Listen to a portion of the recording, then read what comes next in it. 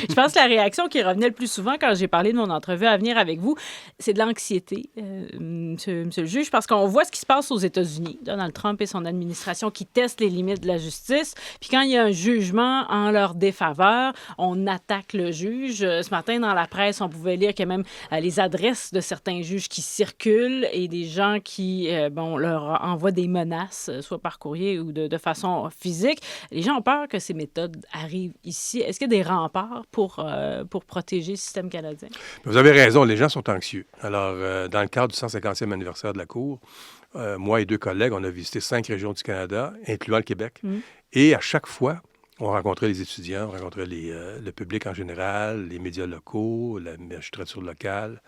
Et à chaque fois, les gens me posaient la question, ce que l'on entend, je ne veux pas nécessairement indiquer un pays en particulier, mais on sait de qui on parle, là. Un pays très près de chez nous. Est-ce que ce qui arrive dans ce pays-là peut arriver chez nous? Puis je leur dis, oui, c'est possible.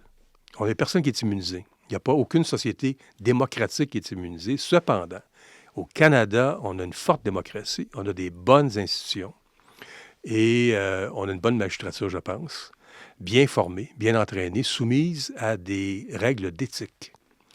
Et donc, c'est la raison pour laquelle on peut se battre, on peut combattre la désinformation en autant que tous les joueurs s'accordent pour le faire. En d'autres mots, il faut en parler. Mais est-ce qu'il n'y a pas ces mêmes éléments-là qui étaient présents aux États-Unis aussi avant ce glissement? Possiblement, mais à cause du nombre et à cause de l'histoire, j'imagine, la situation a viré, je pense, dans une situation, quant à moi, catastrophique. Où on voit en temps réel, au quotidien, la règle de droit, l'état de droit, la démocratie être détruite. Et il faut en parler ici au Canada pour éviter que ça arrive. Mais il ne faut pas être alarmiste non plus. Il faut reconnaître quand même qu'on a des actifs extraordinaires sur lesquels on peut bâtir.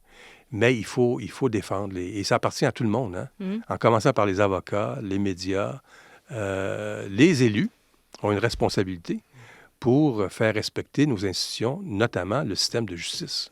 Alors, on peut contester, on peut ne pas être d'accord avec des décisions judiciaires. D'ailleurs, on ne rend pas des décisions des juges pour être populaires. Ça, c'est les politiciens. Mais on ne peut pas attaquer la personnalité du juge ou le système comme tel, parce que ça risque de nuire à l'intégrité du système dans l'esprit des gens.